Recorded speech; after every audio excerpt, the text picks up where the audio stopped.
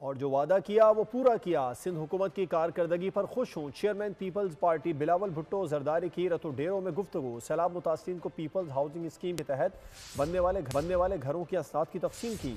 बोले आपके घर बन भी चुके हैं, कुछ बन रहे हैं। घरों के साथ साथ खवातीन को उन घरों के मालिकाना हुकूक दे रहे हैं। चाहता हूँ उनके घर जल्द मुकम्मल हो जाए।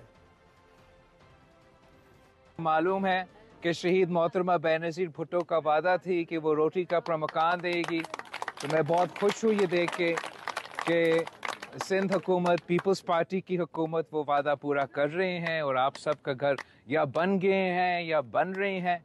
और उन घर के साथ साथ जो सबसे अहम बात है कि जो मालिकाना हकूक़ है, जो सनतें हैं, वो हमारा कोशिश है कि हम आपका नाम करें, ख़ास तौर पे उन घर के ख़वातीन का नाम करें। इसलिए ये भी शहीद बीबी की वादा थी कि शहीद रानी की, कि वो ना सिर्फ इस मुल्क के जो बेटे हैं उनका ख्याल रखती थी, लेकिन इस मुल्क की जो बेटियां हैं उनका भी ख्याल रखती थी। ये भी पीपल्स पार्टी की कोशिश है।